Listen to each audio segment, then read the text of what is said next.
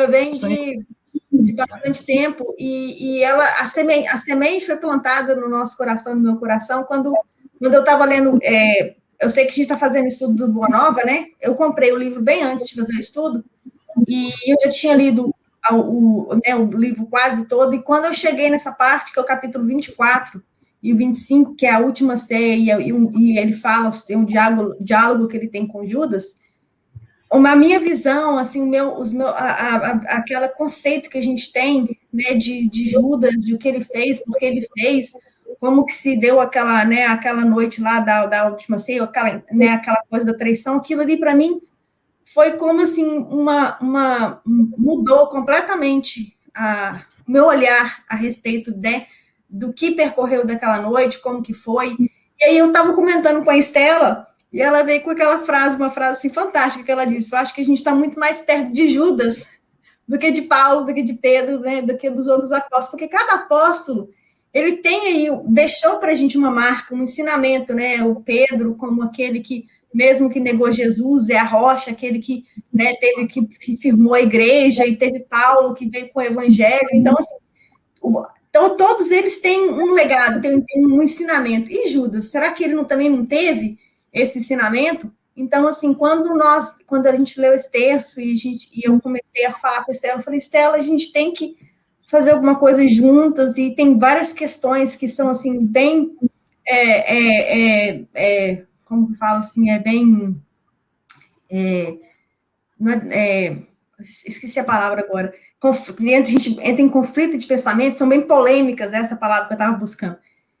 E daí a gente montou esse estudo, nós, né, baseados nos textos bíblicos, e também no Boa Nova.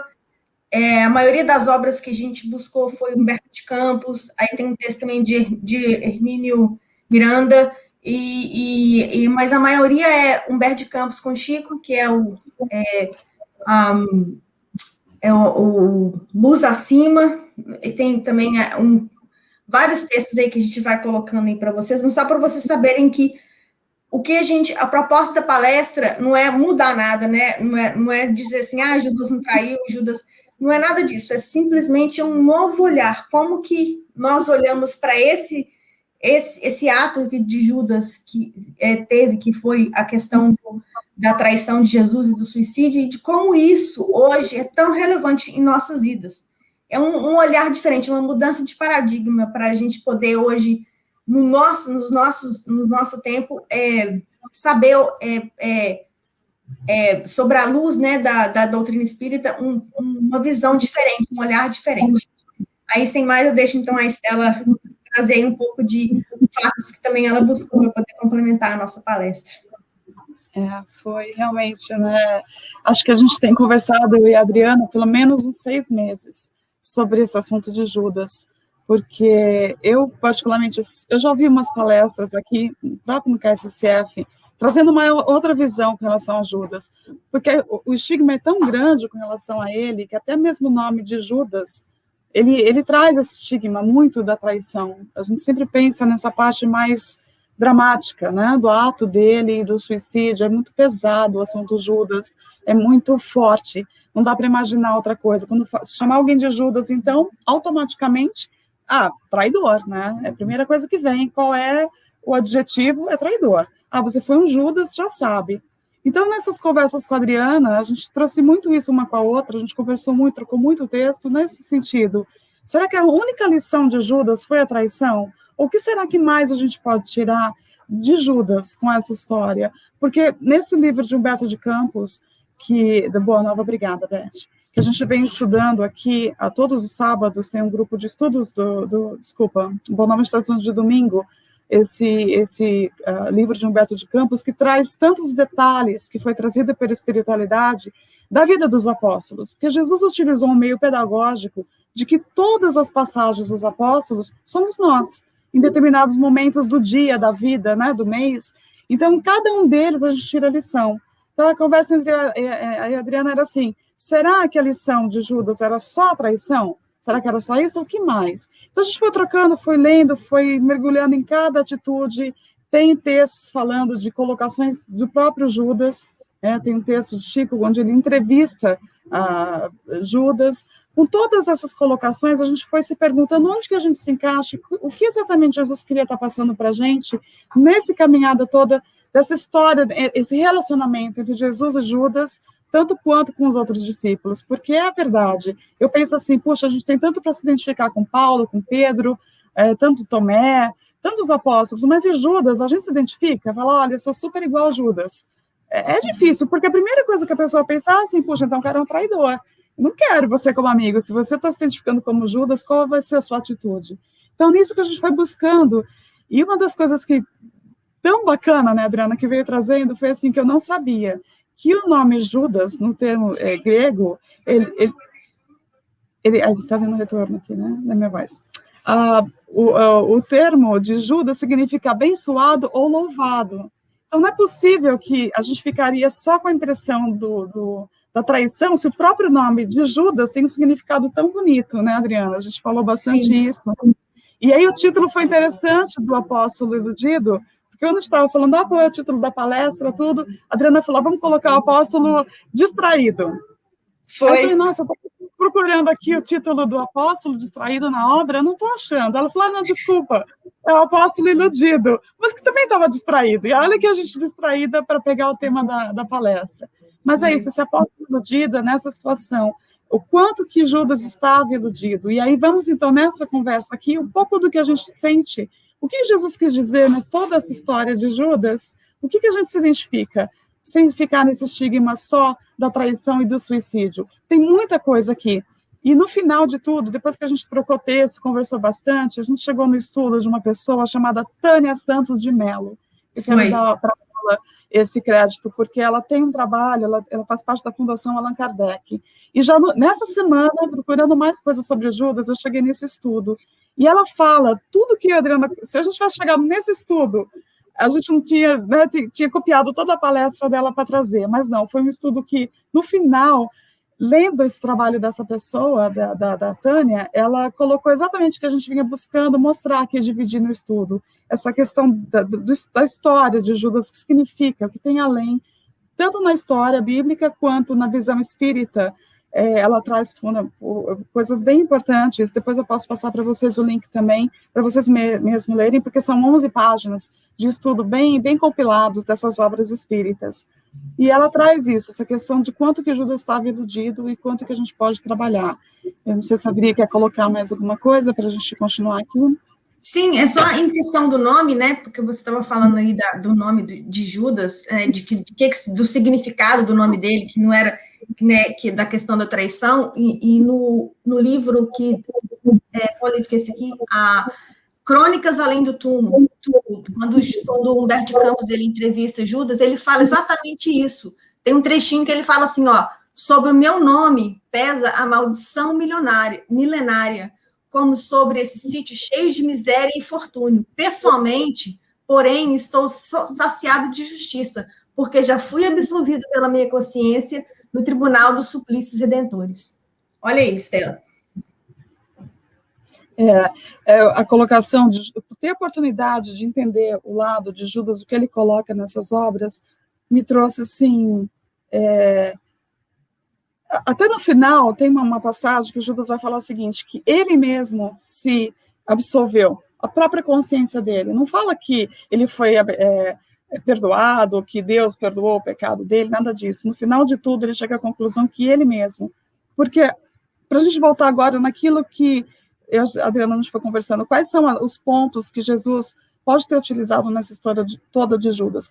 Primeiro, que se ele tinha esse nome com esse significado de abençoado e louvado, e Jesus convidou ele para fazer parte. Então, Jesus já sabia que ele ia fazer parte desse grupo, né, com todos os defeitos, com todas as fraquezas dele, ele ia trazer alguma coisa que a gente pudesse tirar de lição das atitudes dele, que é óbvio que ele podia ter tomado diferentes atitudes, diferentes respostas ao acontecimento, mas até nisso é importante que a gente pense, porque olha só, Judas, ele vem com essa visão de ilusão, ele não tinha entendido a proposta de Jesus de que o reino era dentro da gente, que a melhor era dentro da gente. Ele tinha essa coisa de querer trazer de fora a resolução. Ele achava que Jesus não ia ter toda essa experiência, esse poder todo para instituir esse reino todo, que ele já nem entendia que não era um reino físico, mas que era dentro da gente. Então, eu pensei nisso. Quantas vezes a gente coloca isso, que a resolução dos nossos problemas está no externo. A gente quer trazer forças externas, quer ligar, quer telefonar, quer que alguém resolva, e não pensa muito naquilo que a gente pode resolver, ou esperar que o espírito da força de Jesus, do conhecimento de Jesus, da sabedoria de Jesus, os espíritos amigos, nossos mentores, se a gente tiver essa calma de esperar, essa resposta vem, mas não, a gente tem essa coisa, essa ilusão de que a gente vai resolver, e que esse conchavo, as políticas, que faz parte do mundo material que a gente vive, não dá também para não viver aqui no planeta que existe isso, existem essas parcerias, né? Alguns tomam de uma forma totalmente equivocada, mas essas parcerias, essas ajudas, elas existem. Mas o quanto que Judas estava ali iludido, é essa visão que dá, de que ele buscava, ele imaginava que ele ia trazendo esse conchavo com o Sinédrio, ele ia conseguir fazer que Jesus tivesse força. Ele não fez com a intenção de prejudicar, mas sim a ilusão dele, de estar o foco dele, onde ele ia buscar essa ajuda, essa força. Aí um ponto interessante para a gente pensar, onde começou tudo. E os indícios que ele dava, né, Adriana? A parte do evangelho que a gente vê o quanto que ele já tinha nele, sendo o cuidador, o tesoureiro, né, do grupo, e a preocupação dele com o dinheiro, já era ali um indício muito de onde estava o coração de Judas.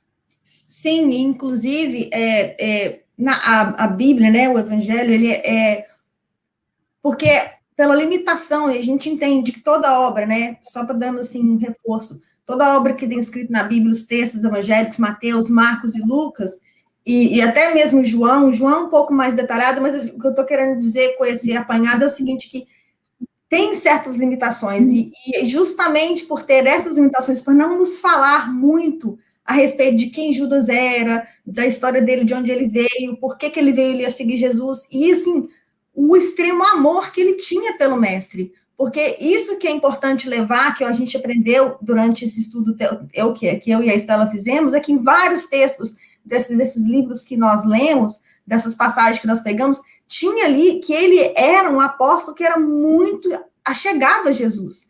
E nos capítulos do Boa Nova, né, no inicinho, quando ele faz, que a questão que a Estela trouxe, que é ser o cuidador da bolsa, Jesus ainda alerta ele, Judas, você pode tomar conta, mas preste atenção para você o peso dela, do dinheiro, não te deixar sucumbir, porque Jesus já sabia ali das fraquezas, como já foi falado aqui, ele conhece todas as nossas fraquezas, ele sabe de todas as nossas inclinações. Então, mesmo ele permitindo que Judas o fizesse, ele tentou alertá-lo várias vezes, olha, Judas, toma cuidado, não deixe isso aqui ser maior do que aquilo que eu estou tentando ensinar. Só que, na distração, por isso que a gente ficou muito nesse debate do distraído e do iludido, são as distrações, porque quando nós não olhamos, né, diretamente para Jesus, para a mensagem, muitos falam assim, quando você não olha para a cruz, mas para a cruz não como Jesus crucificado, mas como aquele ponto de extremo sacrifício, de entrega, não de sacrifício, desculpa, de entrega. Nós perdemos, nós nos distraímos. Então, são essas distrações que todos os apóstolos tiveram. E a de Judas, ela não é maior ou mais pesada do que de Pedro, do que de André, ou do que de Tomé, que não creu.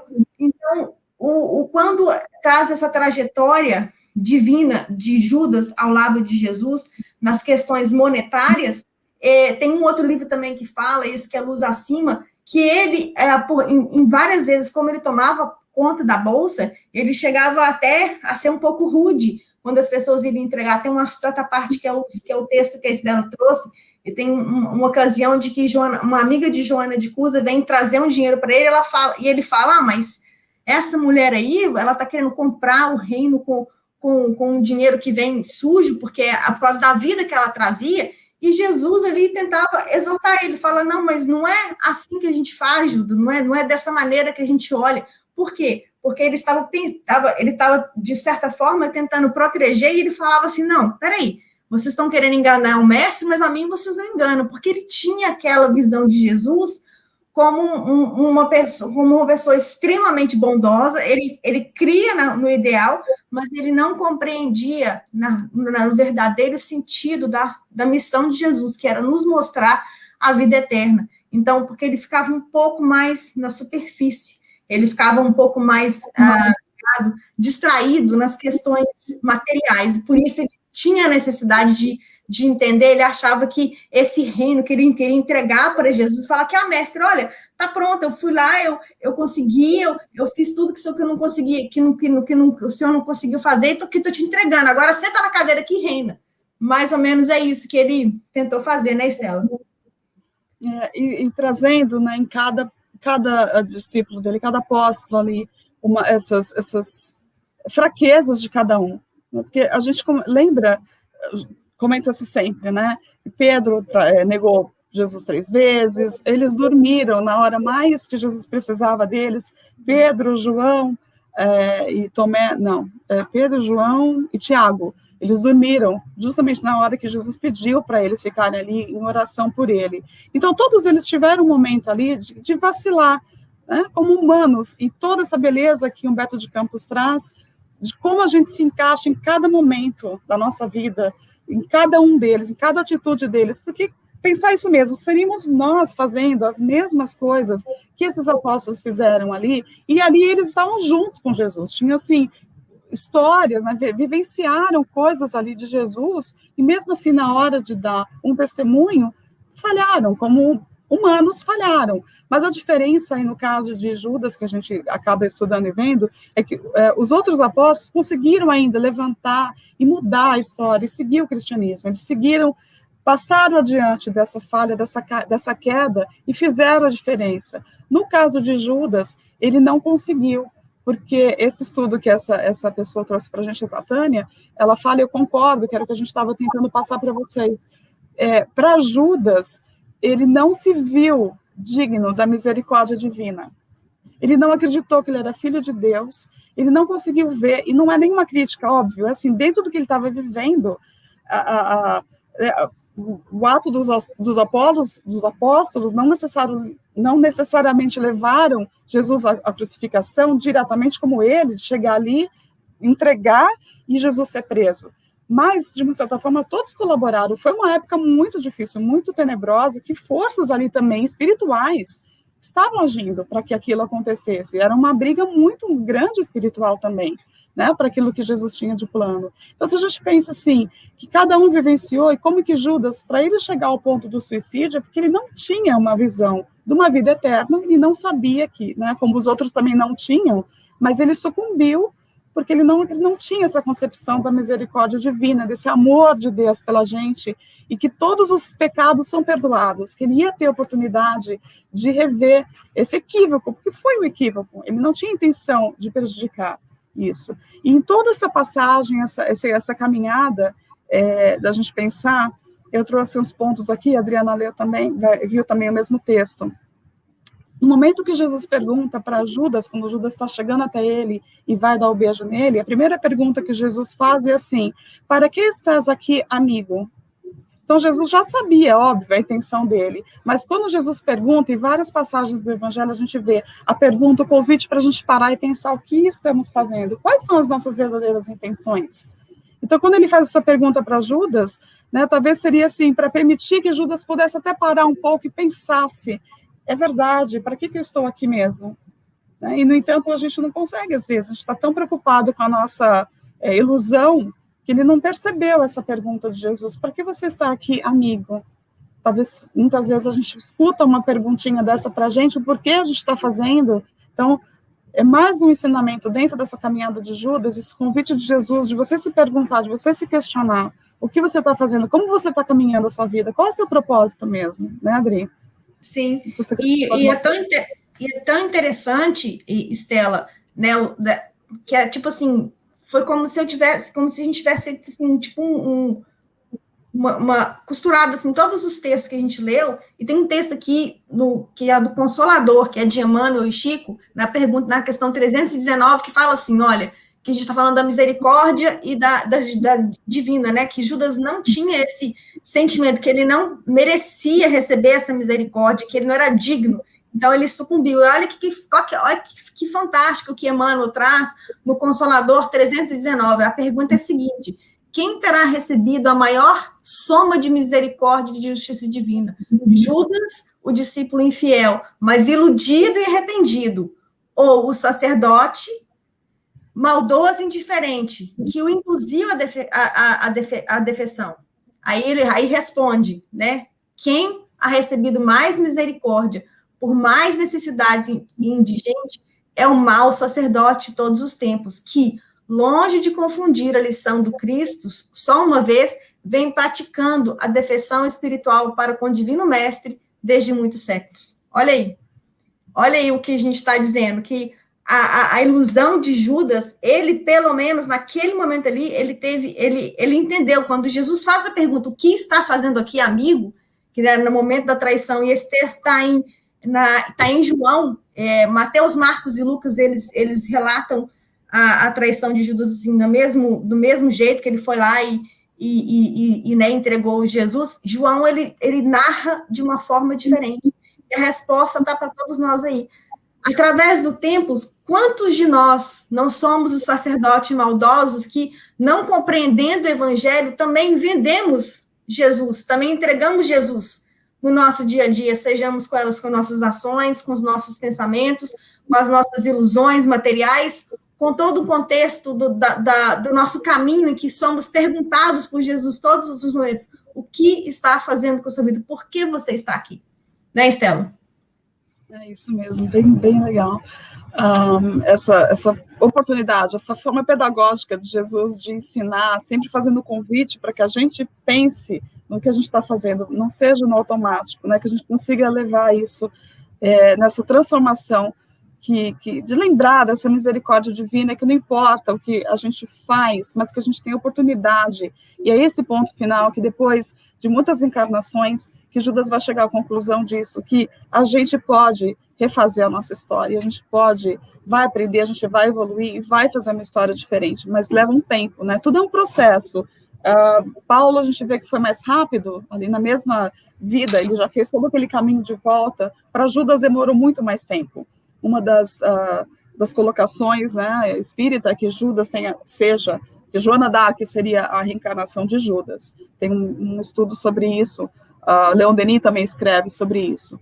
Né? A gente, lógico, acredita, porque as pessoas que escreveram sobre são pessoas idôneas, mas é óbvio que a verdade absoluta a gente não tem como saber. Faz sentido, muito sentido, que seja Joana d'Arc. Eu assisti o filme de novo para ver, e muitas das cenas eu pensei se poderia ser exatamente aquilo, porque ela é traída também, né? Tanto quanto a traição, tudo que tramaram contra Jesus, quer dizer, como Joana d'Arc, ela também teve todo esse conchavo contra ela acabou confiando, e ela foi traída pelo próprio clero, que né, ela saiu de uma posição de heroína para depois ser, né, queimada viva. Então tem tudo a ver, para mim, dessa caminhada toda que Judas vem dizer para a gente, que ele teve que fazer um processo todo mais longo do que Paulo, se a gente for colocar assim, mas que não tem problema, porque nós temos um tempo de cada um, nós estamos numa caminhada individual, e vai chegar diferentemente para cada um.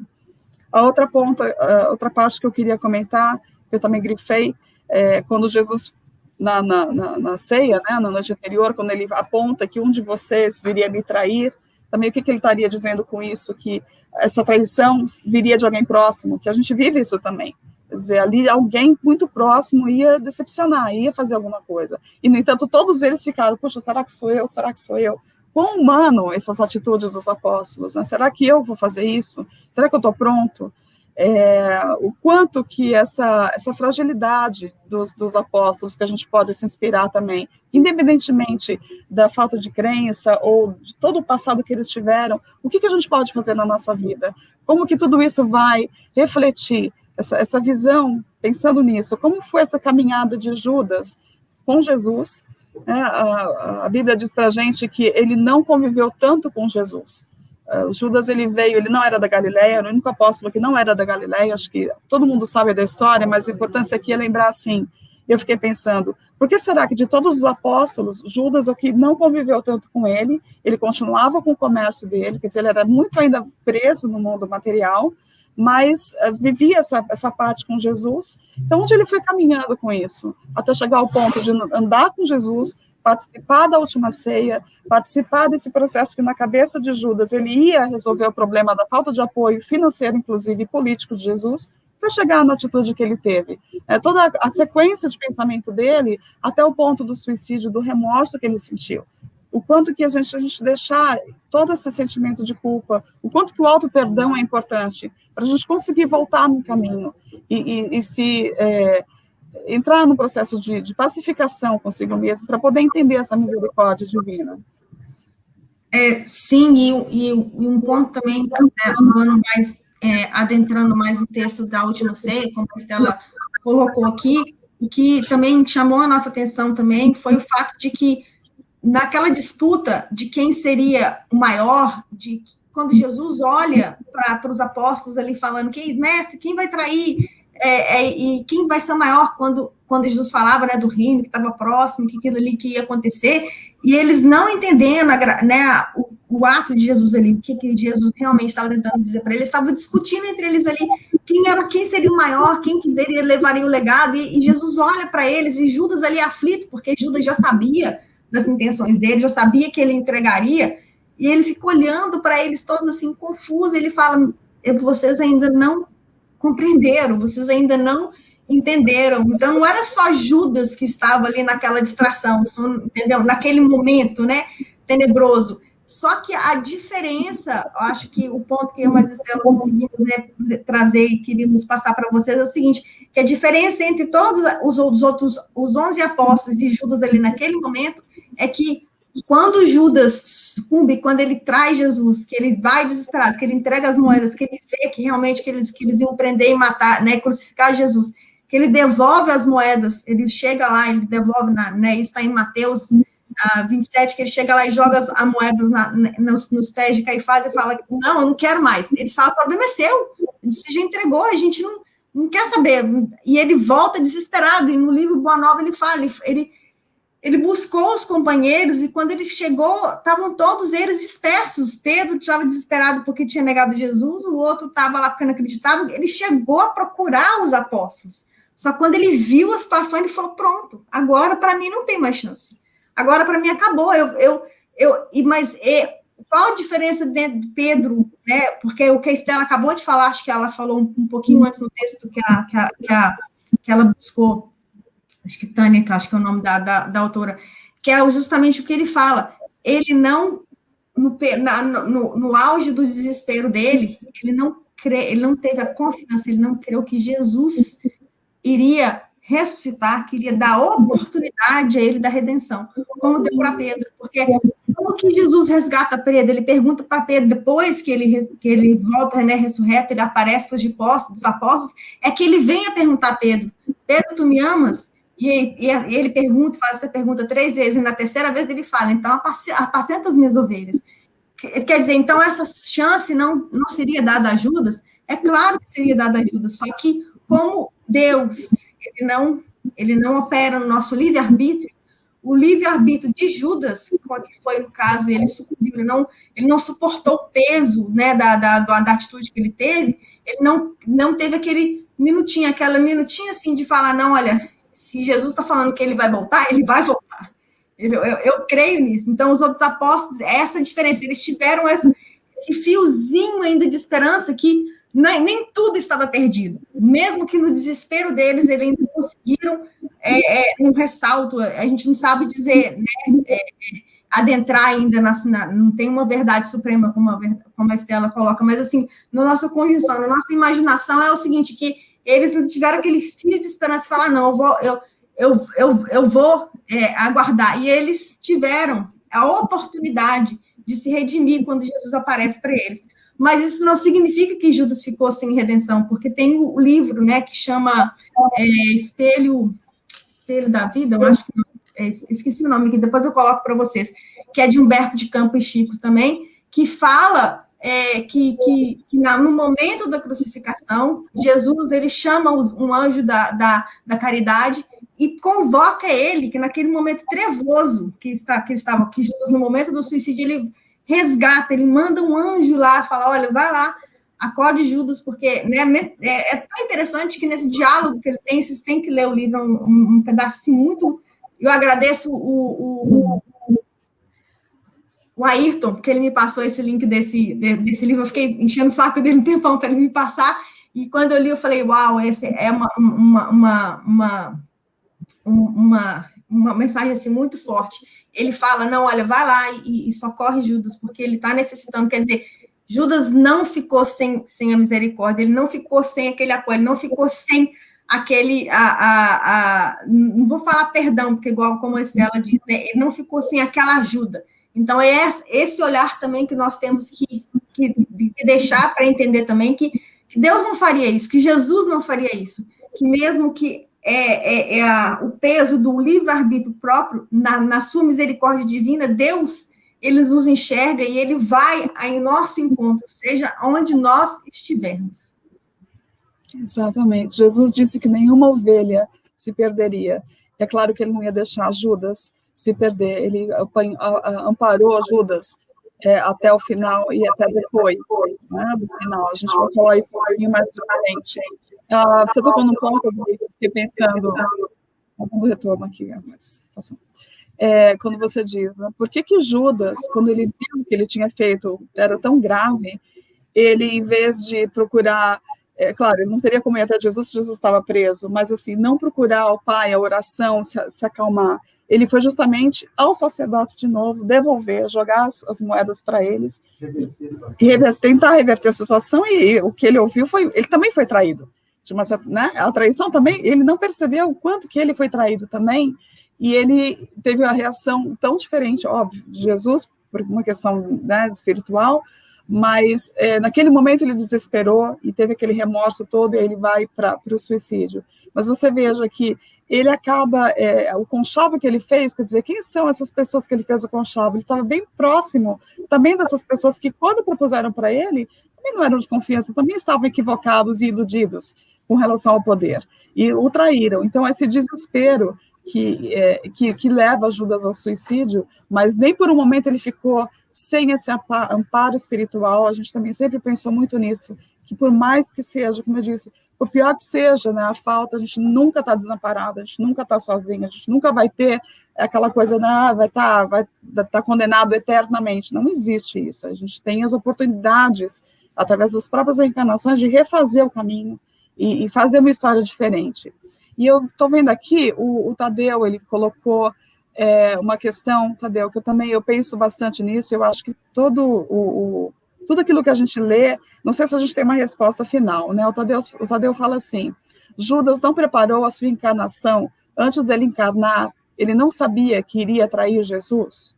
Tem um vídeo de Chico Xavier, se não me engano, falando sobre essa questão, né? Então Judas viria, e eu acho que é aí que a gente conversou muito sobre a questão polêmica. Esse tema de Judas, ele é bem polêmico, porque a gente não tem 100% das informações. Como a gente pode responder uma pergunta, assim, qual era o plano? Era exatamente isso? A gente pode afirmar 100%? A gente sabe que a gente não pode afirmar 100%. A gente vai deduzindo, mediante aquilo que a gente vai vendo da espiritualidade, dos textos psicografados, aquilo que faz sentido, né? Mas o que o Chico fala é assim, mesmo que o espírito venha com uma intenção ele sempre tem a oportunidade de fazer a história diferente. Então, ele tinha um livre-arbítrio, né? A gente nunca vai poder afirmar se era esse o plano 100%. Óbvio que Jesus, eu acredito, falando como Estela, eu acredito que Jesus sabia, porque eu acredito que ele, como já sabia todos os outros apóstolos, eu acredito que ele já sabia da possibilidade e que teria que acontecer como aconteceu, e que teria os resultados que tiveram. Eventualmente, Jesus seria preso, talvez não naquela noite, mas da forma como as coisas estavam se desenrolando, isso iria acontecer. Então, acho assim, se ele foi preparado, né, para fazer isso como missão, eu não sei se a gente tem uma resposta, mas a gente pode imaginar que poderia ter sido diferente, ou ele poderia talvez não ter chegado ao ponto que ele chegou com o suicídio. A Beth quer fazer uma colocação. Quando a reencarnação é programada, é sempre para o bem do espírito reencarnante. Exatamente. Ela não tem em nenhum momento, olha, pode, né, tu vai fazer o mal, ele vem com essa missão, exatamente, não existe.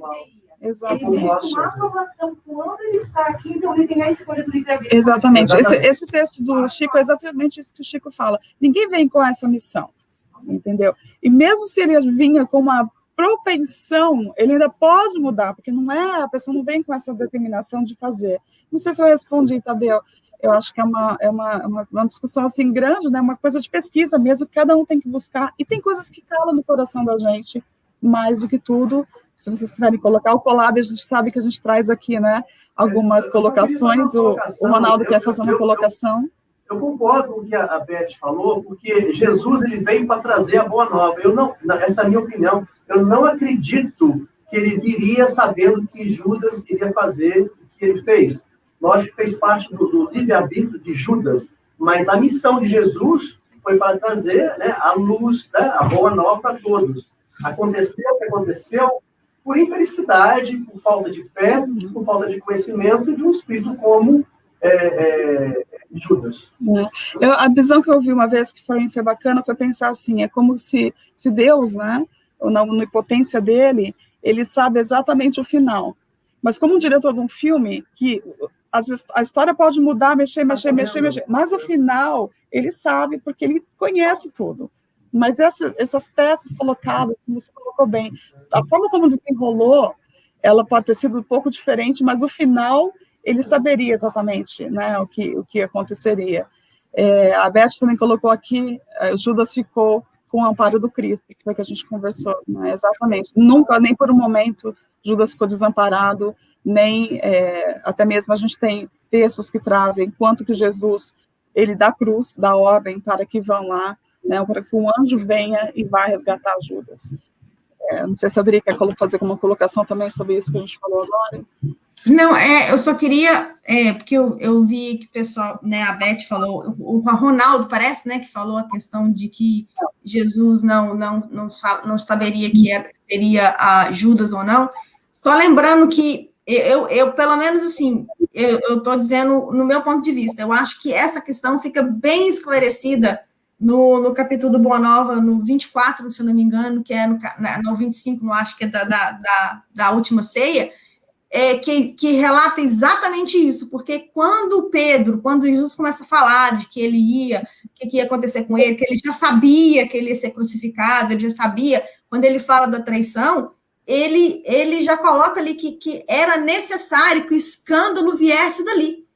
Aí João pergunta para ele, mas por que, mestre? Por que tem que ser? Por que tem que sair daqui? Então, ele diz que para a gente ter o ensinamento de que mesmo que você esteja, quando ele estava levando o evangelho, que aqueles que estão perto dele, uma pessoa que estariam perto, mesmo que você esteja, você poderia ter a traição dos homens, que acho que deixa eu ver se eu acho aqui direitinho, que eu acho que está no Boa Nova mesmo, cadê?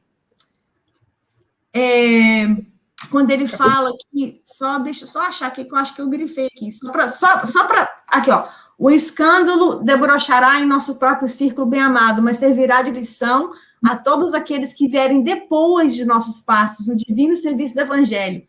Eles compreenderão que para atingirem a porta estreita da renúncia, hão de encontrar muitas vezes o abandono, a ingratidão e o desentendimento dos seres mais queridos. E isso revelará a necessidade de cada um firmar-se no seu caminho para Deus, por mais espinhoso e sombrio que seja. Então, acho que isso aí, mesmo que fecha um pouco dessa questão de que será que ele sabia, será que ele não sabia? Você entendeu? Que é uma missão. Jesus, ele vê como um todo, como ele não conseguia...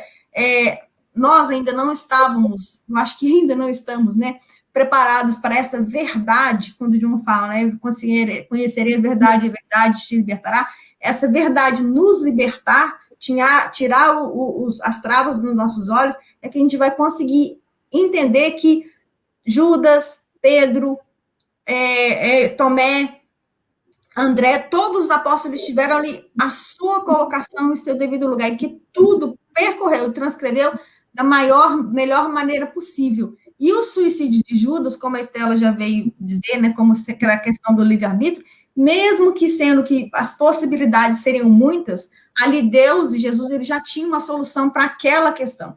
Então, acho que é nesse contexto que nós temos que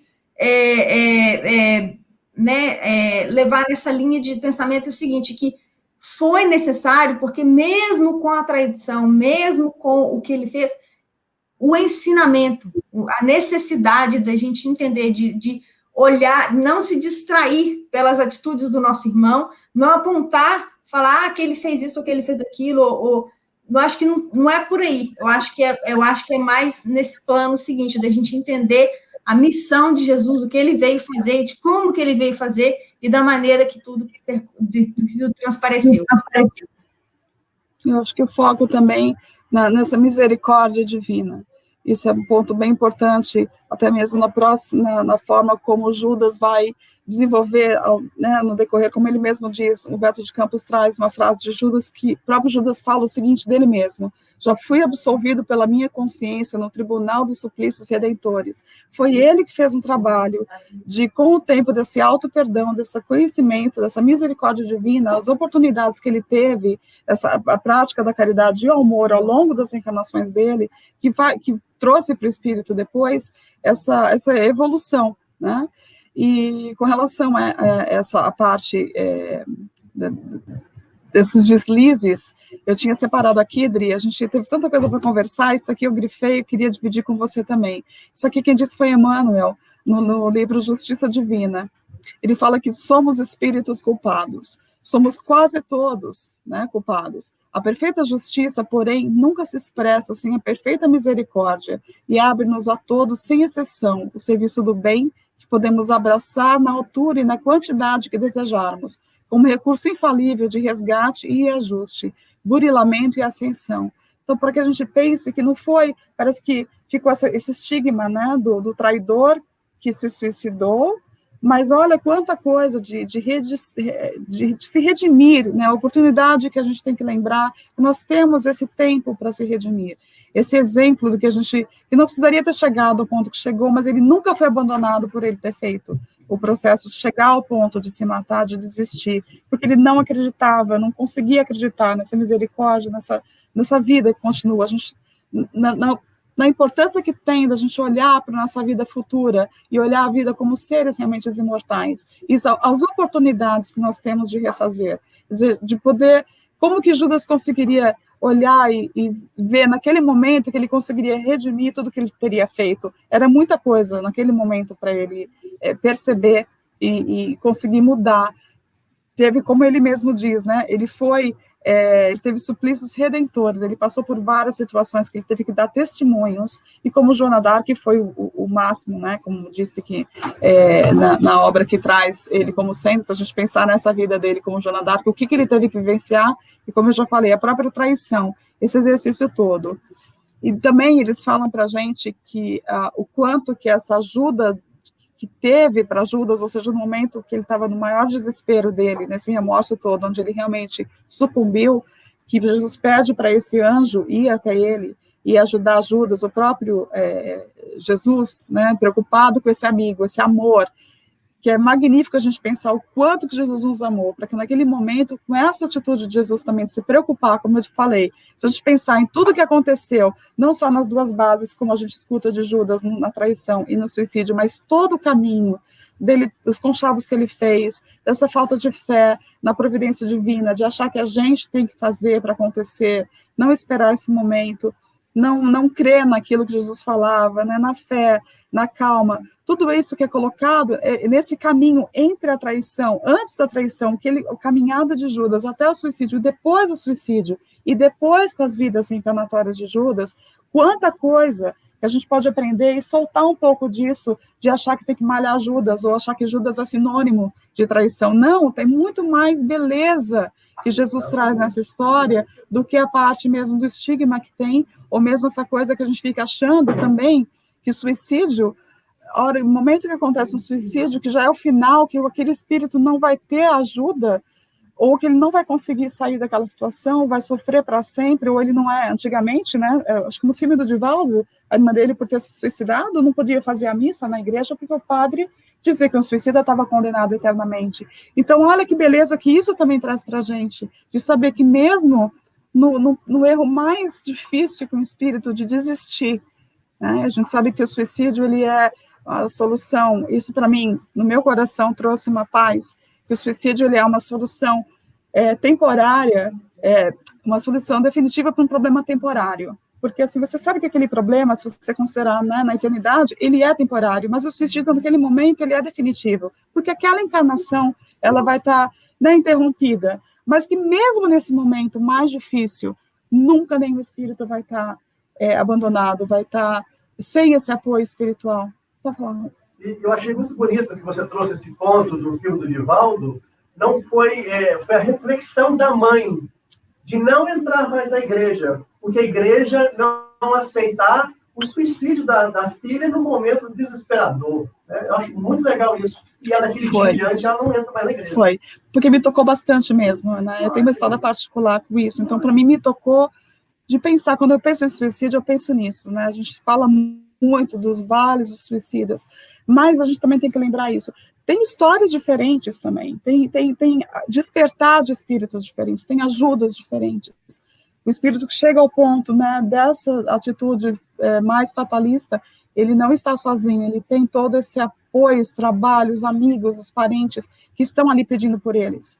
E tem até um assunto, acho que até comentei que outro dia, de uma mãe que ela vai... o filho dela se suicidou, e ela vai até a Chico para poder receber uma notícia do filho que suicidou. Ela está lá com a senha para ser atendida. E aí chega uma mãe desesperada, que o filho dela tinha morrido num acidente, e ela queria contato com o filho. A mãe passa a vez dela, a mãe que tinha o filho que se suicidou, para a mãe desesperada, para ela poder falar com o Chico. E ela vai para o hotel. Quando ela está no hotel, procuram por ela à noite e falam assim, a gente tem uma mensagem para você. Naquele momento que você teve aquela atitude de desprendimento, o seu filho foi atendido como suicida. Então você vê, olha que incrível, até mesmo a atitude da mãe, né, poder passar isso, essa ajuda que chega. Eu vou deixar um pouco a Adri falar também, que a gente está... Desculpa, Adri. Não, que isso, não, que isso de maneira nenhuma. É sempre muito bom também escutar e também, porque a gente vai aprendendo, né? A gente vai também mudando também a nossa maneira de ver as situações. Eu achei interessante, Estela, você comentar a respeito desse suicídio, dessa questão do Chico aí. Essa semana mesmo, acho que uns 2, 3 dias atrás, eu estava escutando um programa, eu escuto uma rádio de manhã todos os dias, e aí eles têm um prayer wall, né, um grau de que eles pedem orações das pessoas. Às vezes o comentarista ele vai falar, olha, a gente está com esse prayer wall aqui disponível, e hoje, aí ele falou, né, e uma coisa assim que me tocou, que eu achei muito interessante, é que tinha uma menina de 11 anos, parece, acho que ela tinha 11 anos, e ela estava pedindo, olha para você ver, que eu achei aquilo, até me emocionei no momento. Por que eu estou trazendo isso agora? Porque é a questão do suicídio, porque ela tinha uma tia, e essa tia dela, que ela amava muito, tinha morrido de overdose, né, de droga. E aí ela pedindo orações para ela, e para a tia dela, porque estava muito difícil para ela suportar a vida dela aqui sem a tia dela, porque a tia dela, ela fazia tudo junto com ela, era aquela pessoa de que, a gente não conhece a história da menina, mas dá para entender que era aquela que, tipo assim, tinha um papel de mãe com ela. Então, como a tia morreu, né, ela não estava sabendo lidar com a dor, e ali ela estava pedindo oração para ela e para a tia dela. Eu pensei assim, gente, aí na hora, eu mesmo escutando aquilo ali, eu fiz uma prece sem conhecer, sem saber a pessoa. Por quê? Porque, olha só, a questão do suicídio, né, como a Estela falou, não fica sem ajuda, porque no momento desse, que uma outra pessoa está ali, clama por aquele que se foi, por uma atitude que ela tomou errônea, ela vai receber ajuda. Eu achei assim, sabe, o tocante é o seguinte, que como tocou a vida da criança, e aquele espírito também que tem a oportunidade de falar, olha a pessoa que você também deixou aqui, como que ela está sofrendo por você também. Que é a questão do nosso livre-arbítrio, que é a questão do suicídio, que no caso, né, só porque a gente falou um pouquinho a respeito do suicídio de Judas, e vamos voltar um pouquinho, né, para o que a gente estava falando, que o livre-arbítrio de Judas, a consequência, né, que eu acho que é isso que fez ele sucumbir, a consequência da atitude dele, que ele levou Jesus a ser crucificado, né, levou Jesus à morte. Então, acho que esse peso aí, ele sucumbiu. E também porque pela falta de, né, vamos falar fé, eu acho que ou pode-se falar fé também, porque acho que a fé é aquela certeza, né, que a gente tem dentro da gente, que a gente sabe que eu creio, né, naquilo que a gente crê, é de saber da verdadeira mensagem, né, que a morte, ela não existe, que o nosso espírito, ele é imortal, e que para chegar nesse caminho, não temos outro que senão por Jesus, porque foi ele que veio nos ensinar isso, ele veio nos mostrar isso. Eu sou o caminho, a verdade e a vida, ninguém vem ao Pai se não for por mim. Quando ele diz o seguinte, porque como que você vai acreditar que existe uma vida, né? Existe uma ressurreição, se ele não veio aqui nos mostrar pessoalmente, se ele veio e nos mostrou, olha, eu estou aqui, não existe, eu não voltei, eu não estou aqui, não existe, então eu acho que é esse assurance que a gente tem no nosso coração, acho que é esse fiozinho aí que Judas, ele sucumbiu, porque ele não teve essa segurança completa, ele não teve essa rocha, né, vamos dizer assim, para fermentar no coração dele, para ele ter essa segurança. E eu só queria, agora, desculpa, eu só perdi minha linha de pensamento aqui um pouquinho, é que num dos livros que a gente leu, que foi graças ao último estudo que a Estela trouxe, Tânia, o nome dela, né, ela traz no livro que chama Luz Acima, tem um diálogo de Jesus.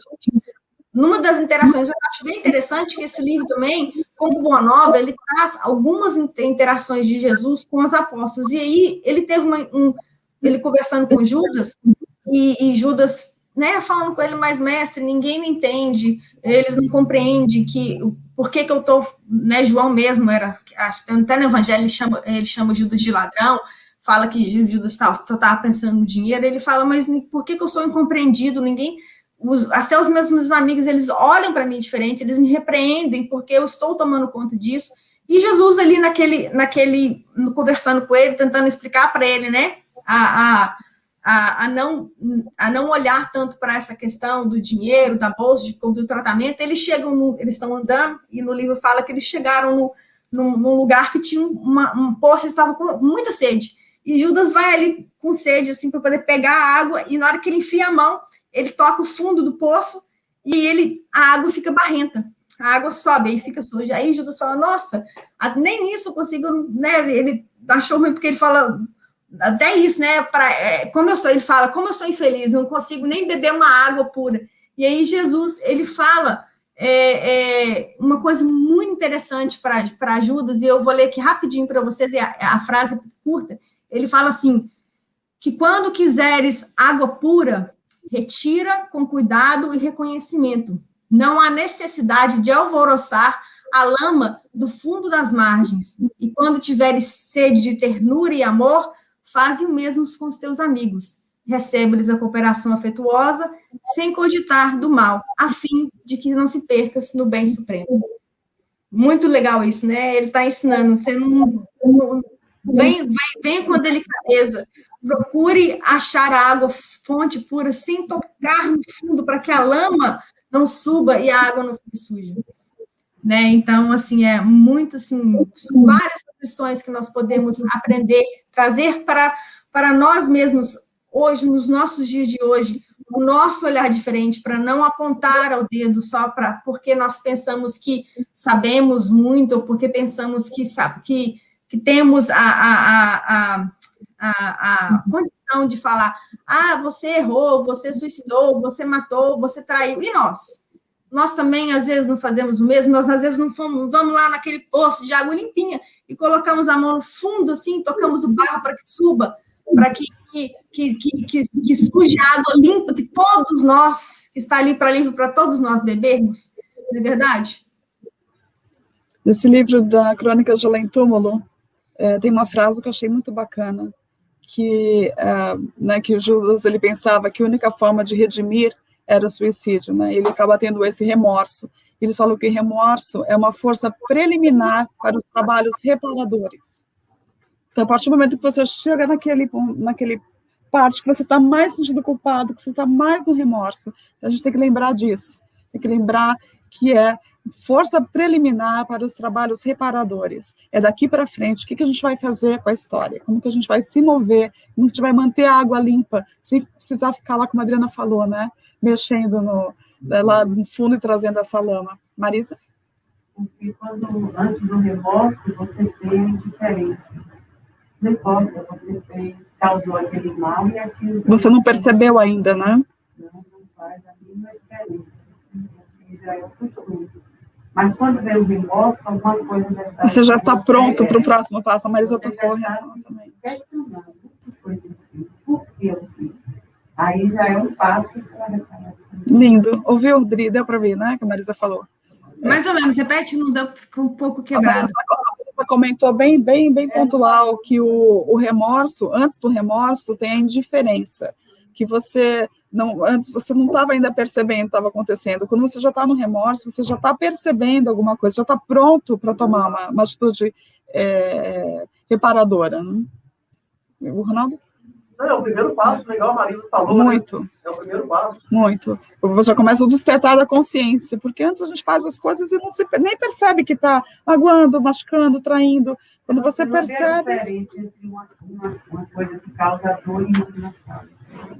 Por isso, talvez nesse momento, quando Judas tem esse remorso, ali foi o despertar dele, que a atitude dele até então, porque ele já vinha trazendo umas atitudes, né, com relação ao dinheiro, as preocupações dele, mas acho que quando chegou naquele momento, finalmente, da concretização do ato dele, é onde ele tem esse despertar, que aí, quer dizer, eu não sei onde ele começa, né, o caminho de volta dele, a gente sabe de Paulo, sabe dos outros, mas de Judas mesmo, o ponto onde ele começa, então, fazer o trabalho reparador, porque até então enquanto ele não faz o auto-perdão, enquanto ele não se limpar disso tudo, ele mesmo fala que ele sofreu suplícios redentores. Todos aqueles, na época de Jesus, que chegaram tão próximos dele, quem chegou mais próximo foram os apóstolos, que ele criava esse clima, né, de consciência de amor em todos em que ele se aproximava, imagina os apóstolos. Então, foi a primeira vez, talvez, que eles sentiram o que é o amor verdadeiro, o amor de Deus. Então, aquilo era perturbador. Quando ele viu o que ele fez, imediatamente deu arrependimento. Porque se fosse outras vezes, ele talvez fosse arrepender. Deu para ouvir, Adriana? Ouviu? Não, mas... não deu para ouvir, acho. Não, mas ele está comentando o quanto, se a gente sente, né, imagina os discípulos, quem convivia com Jesus sentia isso, imagina os apóstolos, que estavam tão ligados a esse amor de Jesus, o que esse amor de Jesus trazia para cada um deles, para esse despertar. Por isso que, no momento que aconteceu, esse remorso dele veio, né, e o Tadeu está colocando aqui, o remorso vem acompanhado da dor, do arrependimento. Não deu para ouvir. Não, mas está comentando o quanto a gente sente, né? Quem convivia com Jesus sentia isso. Está dando retorno aqui. Estavam tão ligados a esse amor de Jesus, porque esse amor de Jesus trazia para cada um deles. Tadeu está colocando aqui, o remorso vem acompanhado da dor, do arrependimento. O que vocês acham? O remorso vem acompanhado da dor, do arrependimento? Né? Exatamente, foi o que a Marisa falou. Quer dizer, no momento que você... E ele pergunta também se Judas não preparou a sua encarnação antes dele encarnar, ele não sabia que ele ia sair Jesus? Não. A gente falou antes já, mas eu queria que a Marisa falasse também. Mas eu queria que você falasse também. Não? O Mar não vai falar? Não, porque... a gente tinha visto essa parte. Então, não, né? Não tem, a gente não deixa eu levar. Isso. A Marisa veio aqui, a gente respondeu certo. Só para treinar, se a gente tinha... Agora chega na hora do... Isso, bem legal, foi o que a gente comentou aqui mesmo. Exatamente. A minha parte aqui é essa, eu fiquei muito, assim, para mim, que trouxe bastante essas entrelinhas dessa interação de Judas, né, tudo que ele vivenciou, essa questão da gente realmente focar nessa vida eterna, nos seres imortais, nas nossas oportunidades. Não sei se a Adriana quer colocar mais alguma coisa. Não, só mesmo só mesmo para concluir mesmo que eu já tinha falado, que é a questão da distração. Acho que um dia a gente estava fazendo um estudo, acho no GO de segunda-feira, e tinha um texto do Fonte Viva, até agora me passou mesmo assim na cabeça, mas a gente estudou e acho que encaixa um pouco nessa mensagem final que a gente quer dizer que por que a gente colocou, né, o apóstolo iludido? Porque são as ilusões, são as distrações do mundo, né? Do mundo, quando eu falo assim, é a questão material, é a questão espiritual, é a questão, né, religiosa, são as nossas divergências de pensamentos, de que eu estou no caminho certo, de que eu estou no caminho errado, que X, Y, Z, e são nessas distrações, nessas ilusões materiais, sejam elas de onde, quais fontes elas sejam vindo, é que nós, se nos deixarmos, nós vamos nos perder, né, da verdadeira mensagem de Cristo, da verdadeira mensagem, da verdadeira boa nova, do verdadeiro ensinamento que Jesus quis nos trazer. Acho que por isso que a gente estava debatendo um pouco distraído, iludido, que eu acho que é uma combinação dos dois, né, que é o texto que o Humberto de Campos vem trazendo Boa Nova. E eu acho que era só isso mesmo, acho que era só esse olhar diferente, né, desse paradigma que gostaríamos de quebrar a respeito dessa ilusão de Judas, dessa distração, né, dos apóstolos, e que hoje também pode ser se encontrado em nós mesmos. Pode ter que concluir, Estela. Não, você que trouxe desse texto, o texto que você trouxe, né, a gente tem essa frase aqui que a gente queria deixar como inspiração. A escritura divina do Evangelho é o próprio coração do discípulo, é aquilo que a gente faz com a gente, a nossa reforma, a nossa luta de cada dia ser um pouquinho melhor que ontem. A gente vai, né, a caminhada ela é difícil, mas a gente vai caminhando um pouquinho, mas a gente já não é mais aquilo que a gente era. Sempre tem um progresso, o mínimo que ele seja. Acho que esse progresso tem que ser sempre, sempre celebrado, para que a gente não perca o foco nisso, que a gente possa realmente viver esse evangelho, demonstrar esse evangelho dentro da gente. Essa é a minha parte. A gente chega aqui, né, no horário, então eu queria agradecer muitíssimo a atenção de todos vocês, a participação, o pessoal aqui que faz os comentários, que torce pela gente. Obrigada, Adriana, por essa companhia. Vou sentir falta dessa companhia aí. Até o próximo estudo. Sim. Foi muito. Eu também, muito obrigada, gente. Muita gratidão. E foi realmente uma coisa enriquecedora esses estudos. Eu acho que o que a gente tenta passar para vocês, eu acho que mas o que a gente aprende, né, nessa trajetória, que foram longos meses aí, eu acho que foi assim, acho que é infinitamente. Eu sou grata por tudo, e pela companhia também, Estela, né, as mensagens que a gente trocou, como que a gente desenvolveu isso aí, foi muito legal, gratidão sempre, muito obrigada também por vocês que nos acompanham e que participaram também desse estudo conosco. Palmas para as meninas.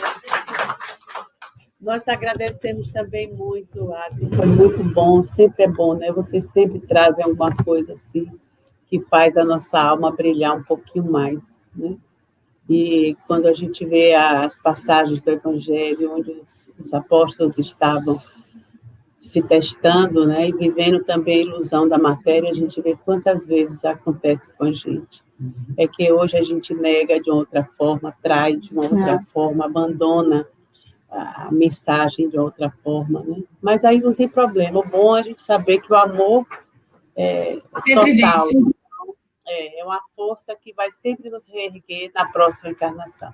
A gente cai hoje, o amor nos reergue. Então, isso é muito bom de saber e podemos, como crianças, confiar assim, de uma forma cega ou não. É consolador. Você sabe que está tudo dentro de uma ordem muito maior do que essa nossa pobreza de concepção, né? Mas isso é muito